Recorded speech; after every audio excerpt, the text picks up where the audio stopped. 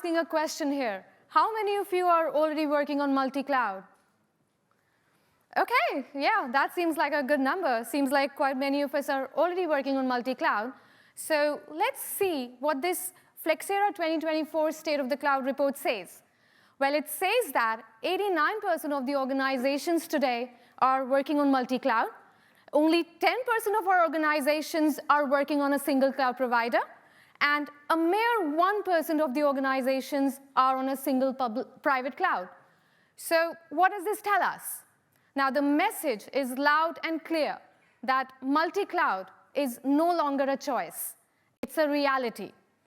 And if you look deeper into these 89% of the organizations that have embraced multi-cloud, you will see that 73% of these organizations, they are utilizing hybrid cloud architectures, that is, combining your on-premise systems with your different cloud providers. Now, why is that so? That's because majority of these organizations are already on-premise, and now they are basically migrating and modernizing their workloads to different cloud providers. And to understand that further, what we are going to be doing is we are going to be taking an example of a completely fictional bank. Let's call it FinBank. It's a 100-year-old traditional bank, and it's also on its way on a similar journey, that is a journey to multi-cloud. Now, this bank, it has built its platform on-premise over multiple decades, and this platform has evolved through multiple re-architectures across. And the bank has now decided to adopt multi-cloud. And this decision to adopt multi-cloud, it didn't happen overnight. It's not like, they got up one fine day and said, hey, let's do something different. Let's go multi-cloud. No, the reason for the bank to adopt multi-cloud, it basically stems from the need to modernize their infrastructure, their architecture, in order to compete with all these fintech startups that you have, along with maintaining the stringent compliance regulations that they have to. So, and to understand what exactly the FinBank was dealing with, let's take a quick look at what the high-level architecture of this bank looks like.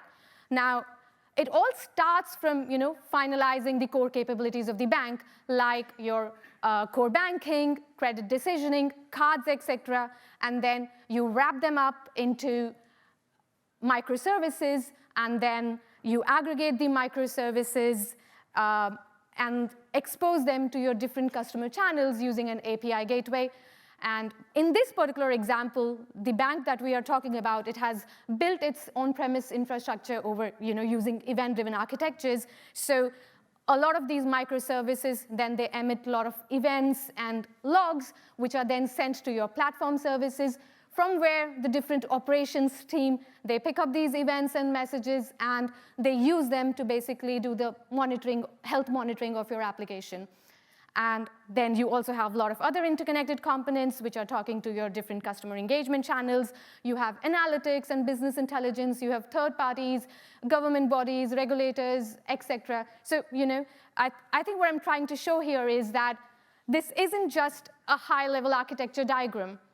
And I hope people at the back can also see it. But this is a full living ecosystem with hundreds of interconnected components. And for a second, just imagine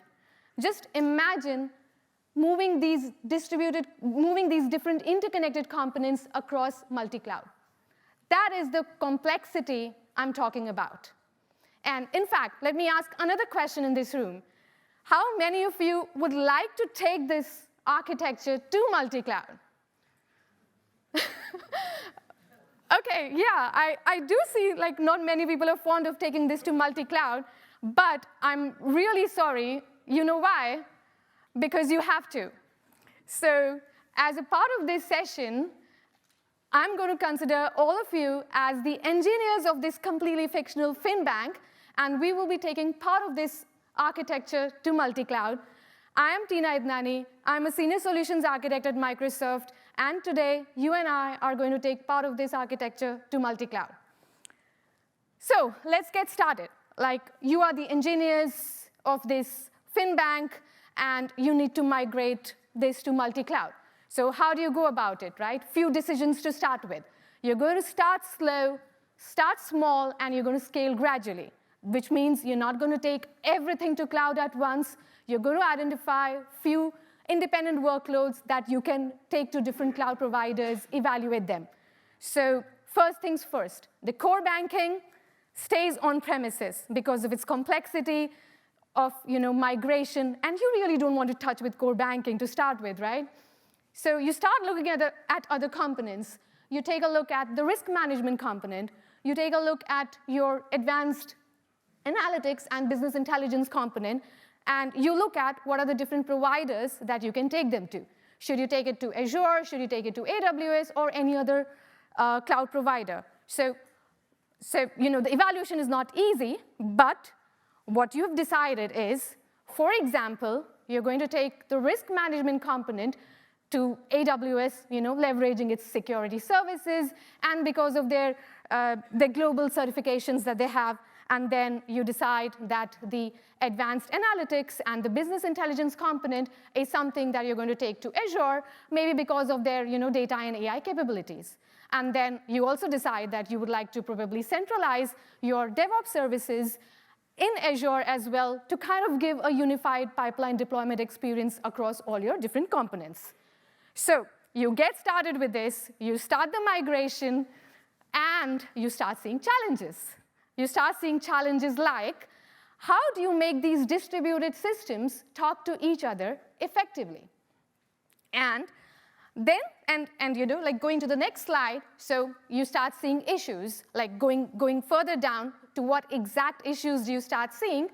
You start seeing latency. Like, when your events are traversing between the different cloud providers, you start seeing those latency spikes. Then you feel the need to build resilience in your distributed application, because now you need to have your mechanisms, your failover mechanisms, run seamlessly across all the different cloud providers.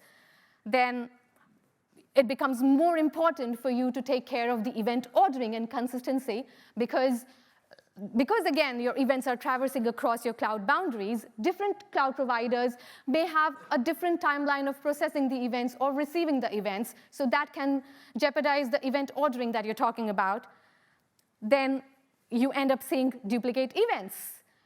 Again, because your events are crossing network boundaries, sometimes retries happen. You might end up then processing the same event twice, so you can see duplicate events. So you need to take care of that.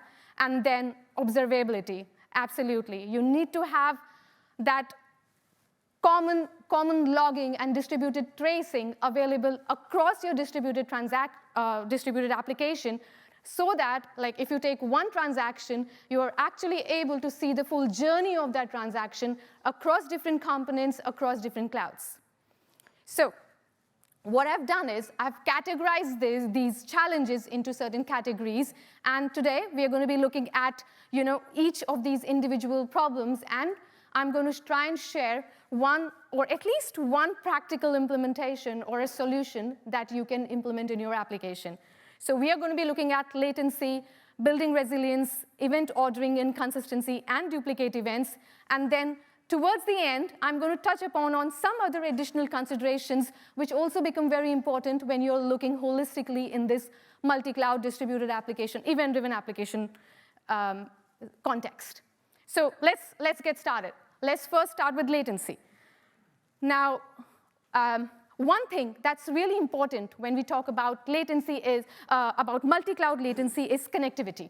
Whether you're talking about connecting on-premise to Azure or on-premise to AWS, or even AWS to Azure and vice versa, one thing that you really need is reliable low-latency links between these components. And then there are some certain considerations that become important for you when you're working on these multi-cloud distributed applications. So things like, one, your mission-critical applications cannot be dependent on a public internet. And second, if your application loses connectivity, you would still want to be able to access your data. Now, different cloud providers have different mechanisms to handle the connectivity issues between the different components. So for example, Azure has Express Route, and then AWS has Direct Connect, which basically they provide you with these reliable, dedicated links that help you bypass your public internet and give you that high-performing, low latency connectivity links between these different components. And again, it all depends on what exactly your application architecture is, as well as what your organizational requirements are. But I think what I'm trying to show here is that networking is a key when you're talking about multi-cloud environments. And even though networking is crucial, but just having networking is not enough. You also need to ensure that you are taking care of these latency considerations at your code level. And to show you that, what we're going to see next is I'm going to show you all a code snippet here, which talks about an implementation which does not take into consideration these latency considerations, and then you are going to fix how we can implement it in a better way. So here is the code snippet. It's a very typical transaction service implementation. Notice how your operations are structured. We initialize the Kafka producer. After that, we create the transaction event that we want to publish, and we publish it. And then at your subscriber end, let's say this is your risk management service, which is hosted in AWS. You receive the event, and you do your normal risk processing. Similarly, at the Azure end, you receive the end, and you do the normal processing. Now, you can see here, this is a very simple implementation. It does not have any specific considerations that you need to do to cater for latency between multi-clouds. So how can you fix it? Now, there are a few optimizations that you can do. So again, showing up the code snippet here.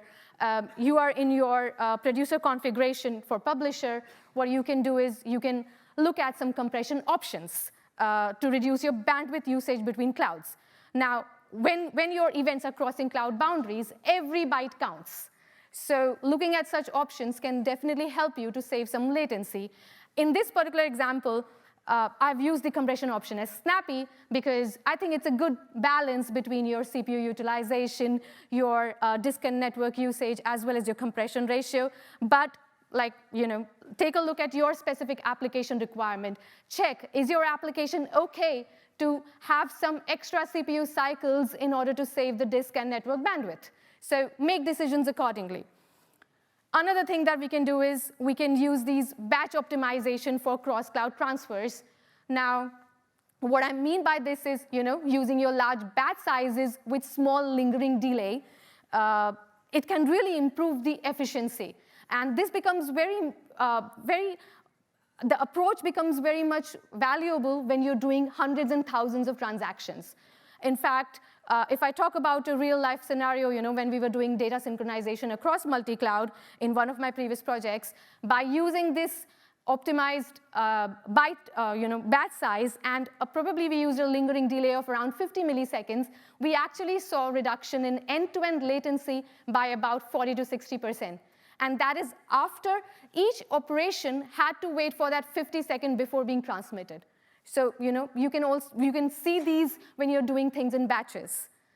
Then next, you can add extended timeout values specifically calibrated for cross-cloud communications. Now, I'm sure all of us have dealt with default timeouts, right?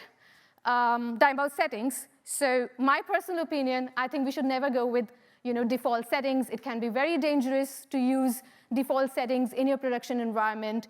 And it's not easy to choose the right timeout setting for your environment, even for probably your on-premise or a single cloud provider environment.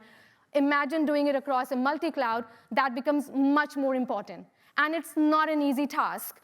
Just like in architecture, whenever you have any decision, it comes with the trade-offs.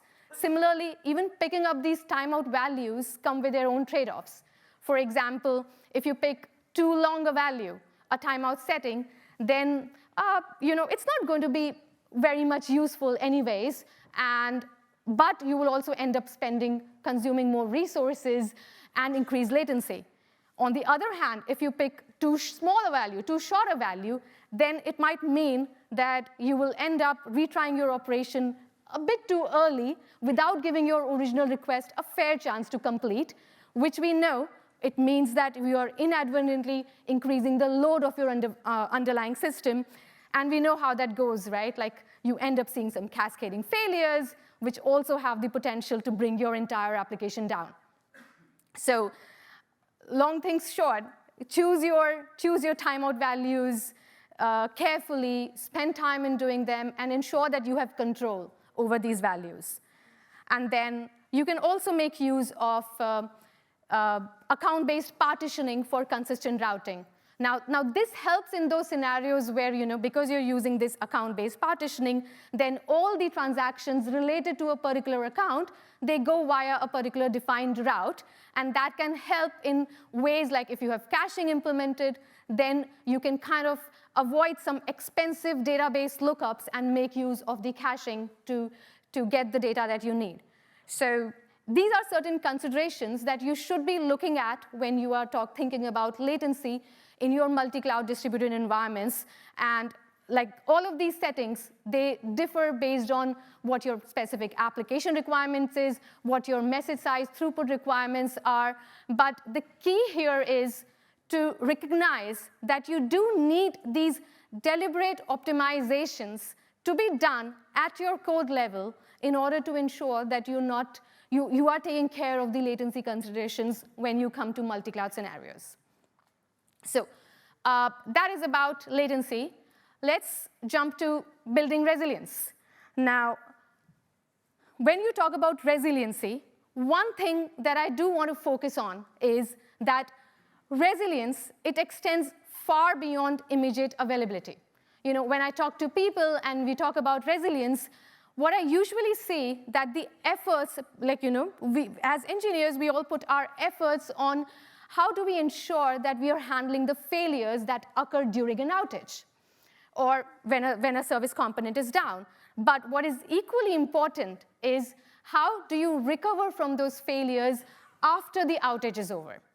And I feel like this is sometimes an overlooked aspect when we talk about building resilience. So let's examine again with an example what happens during and after an outage in the example that we're talking about. So let's see, we have this risk, our risk component running on AWS.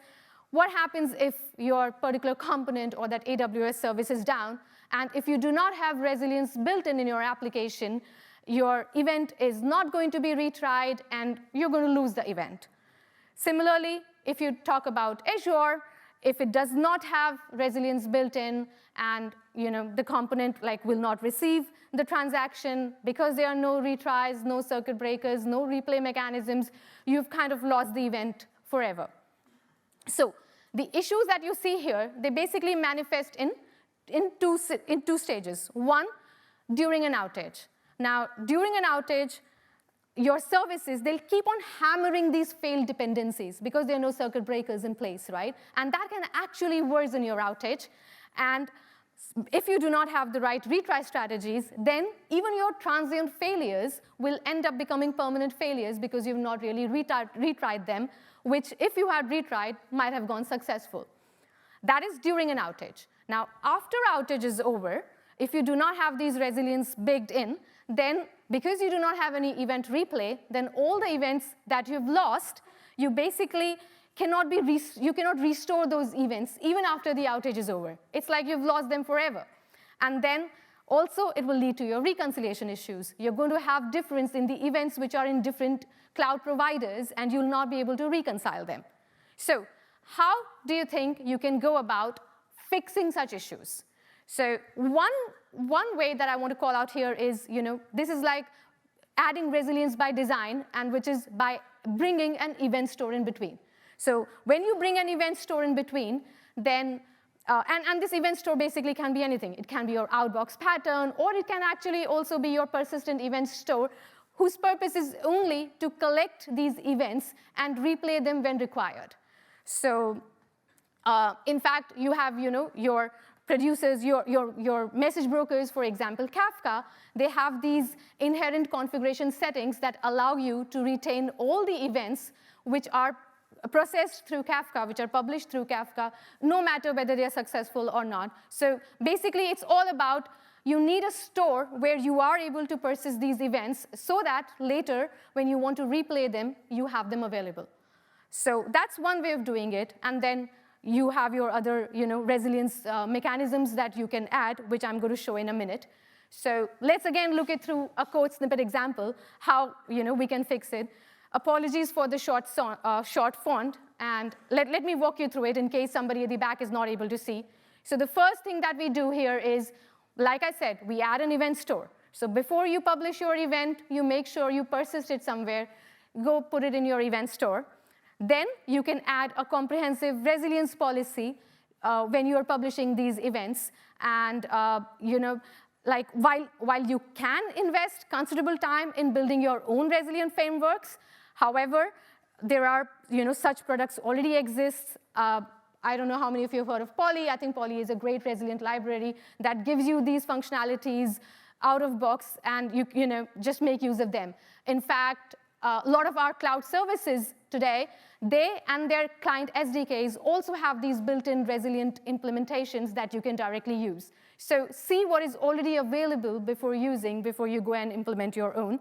And finally, you can also add an extra step to basically verify your delivery confirmation.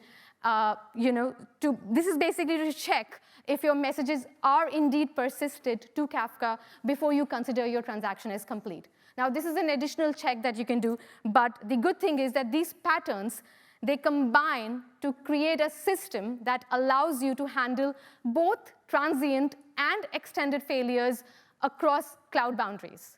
So this is how you can do for during an outage, how can you ensure that your system is resilient. But let's also talk about after an outage is over, how do you ensure that you're able to reconcile your events or reprocess the failed events. For that, it's good to build an event replay implementation. Again, it's a pretty straightforward implementation. The event store that you had from start, you basically, you query it to pull all your unprocessed transactions. After that, you try and publish them again. If they're successful, great, you mark them as published. If not, you update the retry so that they can be retried next time for a particular time that you want to. So basically, overall, the combination of event stores, resilient policies, and these systematic event replay capabilities, it creates a distributed system that not only just survives failures, but also helps you to recover automatically, which is a very critical requirement for your multi-cloud architectures. So that was about resiliency. Now, let's jump on to our next challenge that we're going to look in today, which is event ordering and consistency. And for that, I'm going to show you all an example. We've been talking about on-premise, publishing some transactions. We have your applications in AWS, Azure, who are receiving it and processing further on it. Now, what can go wrong here, right? So let's imagine your on-premise system. It sends a create transaction event. It sends it to both. It sends it to Azure as well as it sends it to AWS. Now, because of the latency, the network latency, Azure receives it first, processes it first, all good. But AWS, it's still waiting for the event to be received so that it can process on it. Now, while your AWS is waiting for the event to be processed on it, Azure does some processing on the event that it receives, and then it sends that to AWS. Now, chances are that AWS receives the message 2 earlier than your message 1, the message that it received from Azure earlier than it receives from on-prem, and it goes ahead and processes it. Now, what could go wrong with this kind of an example? So the things that could go wrong is your transactions can arrive out of order in your risk management as well as in your Azure analytics. The example was just showing 1. Then what that could mean is that your fraud checks may complete after a transaction approval. So maybe the fraud checks were supposed to flag it, but you ended up approving the transaction because you performed your fraud checks later. Also, there's no sequence enforcement. We are processing as we are receiving the events, and that can have its own issues. And ultimately, you can see inconsistent data handling. which specifically in your financial scenarios can lead to your incorrect regulatory reporting, which we know has its own challenges. So it becomes really important then, specifically in your distributed multi-cloud event-driven architectures, that you need to consider how do you handle your event ordering and consistency scenarios. So for that, what are you going to do? So a couple of things that you can do. At a publisher level, whichever publisher of yours is creating your transaction, make sure that each event gets a strictly increasing sequence number. So your publisher has the responsibility of ensuring that any event that goes out of the publisher should have a strictly increasing sequence number. And then if you are already using account-based partitioning, that also helps, again, for the reason that I told earlier. You have your similar transactions going through the similar services, so that can also give you an inherent message ordering or event ordering internally. Then, at subscriber level, which is very important, now you need to do the verification. So each subscriber, it needs to do the sequence verification. It needs to ensure that events are processed in the right sequence that it expects them to. And it also needs to have your deferred event processing. So in case if, the example that we saw, if AWS receives the message from Azure earlier than it receives from on-premises, then it needs to defer the event processing of your message 2 so that it waits to receive message 1 and completes that, and after that, it processes your message 2. So that's what your subscriber can do. Then very quickly, touching upon consistency as well. Now, consistency in distributed systems becomes really important. And I think it depends from your specific application requirements. What are your consistency expectations? Like, do you want it to be strongly consistent, or are you OK with an eventual consistency? And again, different components may have different consistency requirements. So for an example, I'm just going to show one consistency mechanism just to show how does that help. So this is your standard consistency pattern. You have your user, which is writing to its primary data store. So let's call it your event store. So all the writes go to your event store, but then the event store, it very quickly, asynchronously updates a read store from which then the user can do your other reads. And then to give you that scalability, to give you the high availability, your read store basically can also have, can also be writing to several other replicas, which then the components which do not require very strong consistency, then they can read from it and go and move forward. So this is a very simple consistency example that I want to show here. I think the key things that I want to highlight over here are two. One, consistency isn't binary. It's not like you have consistency or you don't. Consistency is basically a spectrum. So for example, Azure Cosmos DB, it has 5 consistency levels, strong consistency, bounded staleness, session consistency, so on and so forth. And yeah, it's a wide spectrum, and it depends on your application requirements. How do you want to handle them in a distributed setup? So that was about event ordering and consistency. Let's quickly talk about our next issue, which is handling duplicate events. So now what can go wrong? What can happen if your applications are processing, maybe publishing the same event twice, or processing the same event twice? So let's see it again with an example. Now, this is a code snippet which does not take care of handling your duplicate events. So simple, yeah, if there is a network failure or maybe a retry happening behind the scene, your on-prem may end up resending the same transaction twice. Then on your service, which is hosted on AWS, the risk processing service, it's OK. The only thing that can happen is it may end up processing the same transaction twice with respect to risk, which means more resources. But that's still OK. But when you come to Azure, right, the one which is processing your, logging your financial transactions, now if the Azure component ends up processing it twice, it basically means that you might have duplicate transactions logged. And that, it can cause inaccurate analytics reports. It can also lead to maybe inaccurate regulatory reporting. So you see what challenges can happen if you've not taken care of handling duplicate events in your implementation. Now, how I like to share a solution for handling duplicate problems is basically a 4-level defense mechanism. Like at every stage, how do you ensure that you're not taking duplicate events into it? So you start with your publisher. Now, at your publisher, the piece of code which is basically creating or generating that unique event, now that part needs to ensure that it is generating a unique event. Now, one way to do it is, if you're going to use like cloud event schema, for example. Like, let me take a minute here to talk about cloud event schema. So it's an open specification for describing your cloud events, and it can be basically used across your different cloud providers. It provides a common schema. So it has fields like ID and source, which you can then use whenever you're creating your event and you're wrapping it up as a cloud event schema. Then you can use these fields like ID and source to ensure that whichever event goes out from your publisher is always a unique event.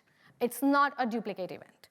Then the second level of place where you can add your duplication check is your producer configuration. So again, if you're using a message broker, which is doing your publishing part, so for example, Kafka, it has this producer configuration setting called idempotent, which if you set, then it ensures that across the network, you're not going to have duplicate events. So this is basically your first line of defense for duplicate events across the network. And then at your subscriber level, you can then handle the duplicate events, again, in your implementation or your handler implementation, that whenever you receive the event, you first do a check with your process table, maybe a table where you're already storing all your transactions. You do a quick check in that table. You check if your transaction exists there, if your event exists there, which means it's a duplicate, so you ignore. But if it doesn't exist, then you move forward with the processing, and you also add a row in that transaction log table so that, for your future duplicate events. So that's the third place where you can put it. And the last place is make sure that your event handler implementation itself is idempotent, which means that if you rerun the same implementation for the same event, it should not impact the event in a negative way. So, I call this like the 4 layers of defense that you can add in your implementations when you're building, and they become really important, again, when you're talking about, distributed architectures across multi-cloud. So, with that, we have covered our 4 major challenges. So now let's look into, some additional considerations that become very much important when you are talking about multi-cloud. In fact, the reason I did not do it here is because if I were to do them here in detail, it'll probably take half a day of yours. So let's just quickly touch upon them. So, right, let's talk about security and compliance across multi-cloud environments. I think all of us are already aware how important these security and compliance requirements are, irrespective, whether you're working multi-cloud or not. But what makes it more important for multi-cloud is the fact that your attack surface increases when you go multi-cloud, which means there are more areas for you to be cautioned about, to ensure that you're not having those security loopholes, and to ensure that you're compliant. So that's why I think security and compliance, for me, becomes a very important consideration when we talk about multi-cloud. Then schema evolution and compatibility. I think all of you who have already worked with event-driven architectures or event-driven implementations would be aware that it does happen that you end up evolving your schema. Some change happens in your schema. It could be a breaking change, which then means you need to take care of. And again, bringing back the cloud event schema that I talked in the last slide, I think, again, that cloud event schema has some good versioning fields that you can use to ensure that you are backward and forward compatible when you're releasing new changes in your schema. So again, I think it becomes a very important consideration when you're working on such implementations. Then observability, logging, and distributed tracing. Absolutely. All of us, I think, understand that we need to log the full event journey across all clouds. And that means that you need to have good observability, distributed tracing across these. There are cloud-native platforms available that are designed to handle the complexities of these multi-cloud environments. So make sure you dive into them, you identify the right platform that would be good for you to do observability across your different distributed components. And then cloud native versus cloud agnostic design considerations. Yeah, this is one of the debates, right, that a lot of the teams, they end up into when they're talking about multi-cloud. Like, the reason you're using multi-cloud is because you want to reap the benefits of multi-cloud. You want to use services which are highly performant, but then you are also need to be cautious about the portability. So I think it needs a good balance between what parts should you be focusing on, which, using the cloud native way, or for which parts you need to have basically a cloud agnostic consideration. So again, then this varies from project to project, application to application, but these are some good considerations that you should have. These are some good conversations, in fact, that you should have within your project teams, within your architect teams, within your engineering teams to discuss how would you like to implement it. So yeah, so with that, if you take care of these considerations in your implementations, in your designs, I think what you end up getting is a happy bank, and not just a happy bank. I think it gives a satisfaction to ourselves also when we are writing code which can withstand these failures. And honestly, none of us want that 3 a.m. call, right? Like waking up because the system is down, and that becomes really more complicated and complex to manage when you're talking about multi-cloud.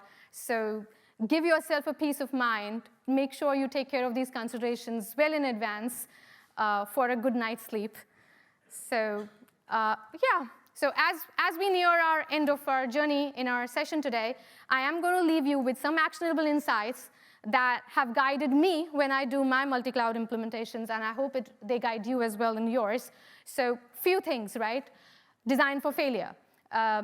Assume that components are going to fail and design accordingly. Like, we say, right, that anything that can fail is going to fail, and potentially at the worst possible time. So make sure you cater for it, you design for failure. Embrace event stores. I think these patterns, they naturally address many distributed system challenges. So make sure if you're doing your event-driven integrations, then make sure you embrace them. Prioritize regular reviews and optimizations. Absolutely. What works today may not work tomorrow, so it's very important if you continuously review your architecture that you have, review your implementation, look for optimizations, look for refactorizations. Observability, absolutely. You cannot fix what you can't see. So it's very important to have that in place. Start small, scale gradually. I talked about it at the start. Imagine if you were to take that entire multi-cloud architecture entire interconnected components, the high-level architecture that we saw in the beginning, if you were to take in one go to multi-cloud. Now that would be really daunting. So the best thing is start small, scale gradually. Move your independent workloads first, gain confidence, and then expand to other workloads. Invest in a robust event backbone. Absolutely, we're talking about event-driven implementation. It is good to have a very good messaging, reliable messaging backbone for you. And then team education. Yeah, this is very important. Distributed systems, they require specialized knowledge. And remember, with great power comes great responsibility. So you need to have your teams investing in continuous upskilling. Our cloud providers, they are expanding at such high scale. They are innovating at such high pace. So in order for you to stay up to date with them, and not just one, we're talking about multi-cloud here, right? So I think invest in your team education.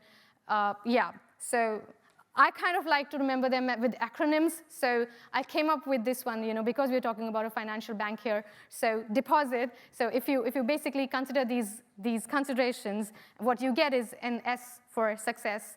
So with that, I'm going to leave you with some resources that helped me when I was structuring this talk. If you want, any further reading, please use these resources for your further reading. And that brings us to our end of our journey together today. I would love to know if you have any questions, or I would, in fact, love to know what challenges have you seen when you have worked across multi-cloud, distributed, event-driven implementations. Thank you. All right.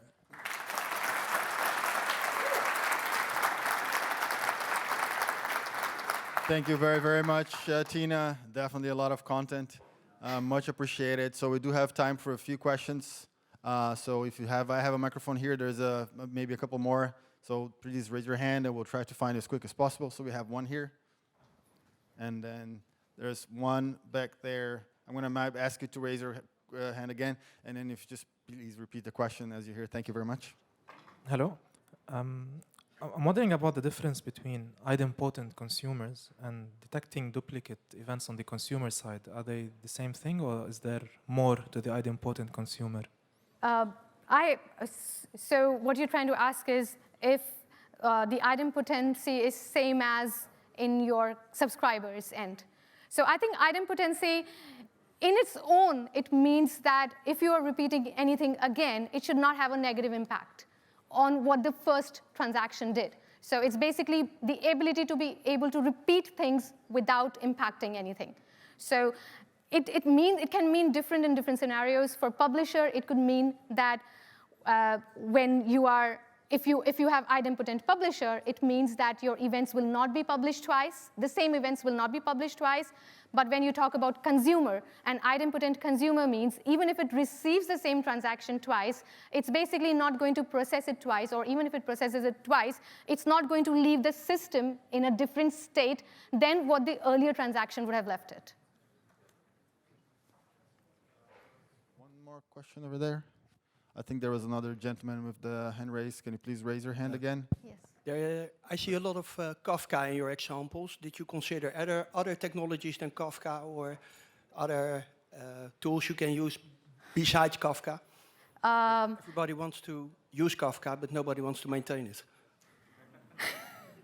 So if I understand your question correctly, what you're saying is, yeah, the example that I took here, it was using Kafka as the pub sub mechanism. Do you have other scenarios that you can use, right? Or so other technologies then? Other technologies, yeah, other technologies that you can do. So it depends what kind of distributed applications we're talking about, right? And depends where your majority of your workloads are. So in this example, majority of the workloads were on-premise. So basically, you're looking at some event streaming technology that can help you in a cloud-agnostic way to push messages to your different environments. I know there are different cloud services that you can use depending on. So for example, in Azure, you have event hubs that you can use if you want to do these. But it's again a trade-off. It depends where your majority workloads are. It depends what architecture your organization is already doing. But yeah, we do have more different event streaming technologies that you can use to publish your messages. All right, there's another question. Way to the right.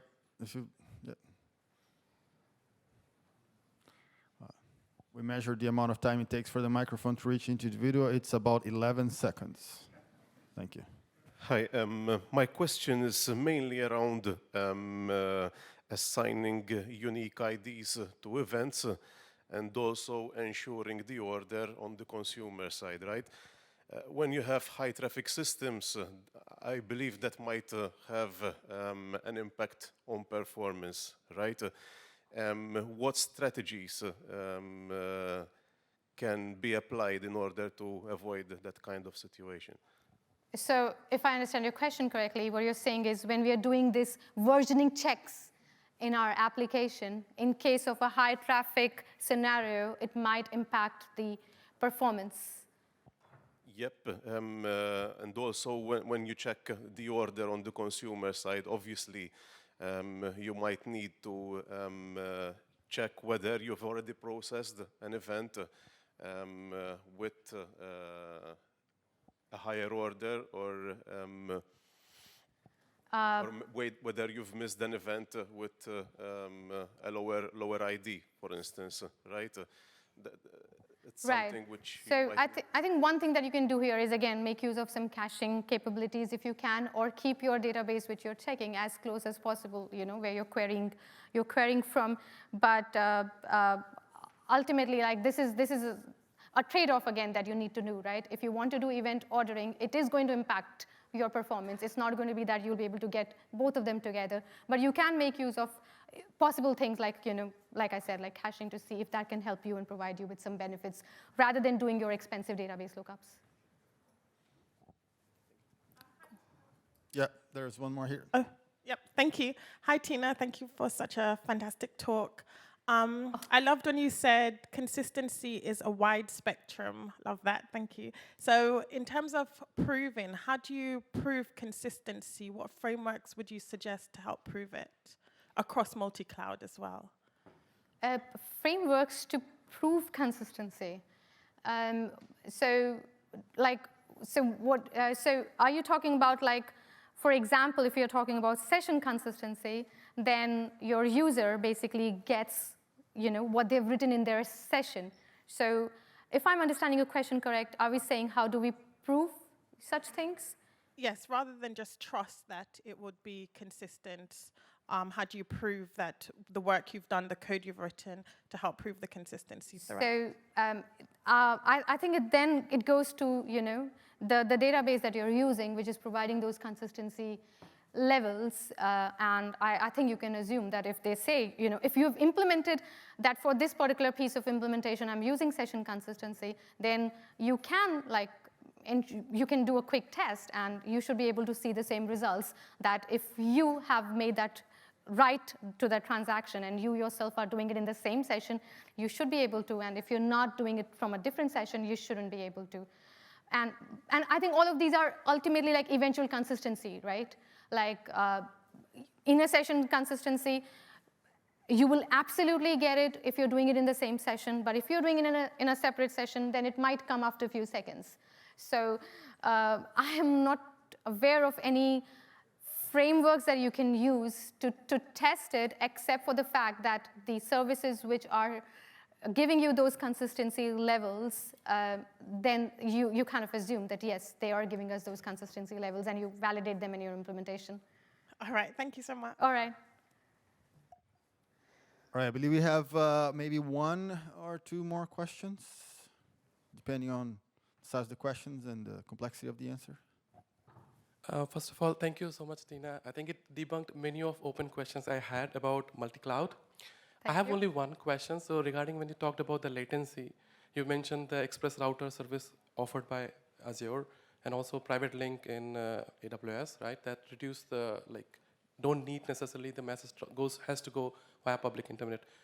The only question I have is sometimes it is possible the events being sent from on-premise to, let's say, one AWS or let's say one of cloud services, and then from there it has to go to another cloud services. Is there any service or anything in pipeline through which we can do, not necessarily via internet, but transmit the message from one cloud to another cloud maybe in a more secure way?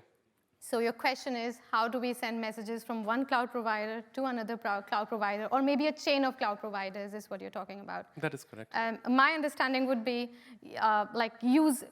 treat them as different components, right? Like you have on-premise, you have, let's say, one cloud provider, you have another cloud provider. Make sure that you are doing the connectivity between those individual components correctly, and that's how you can do it. Yeah.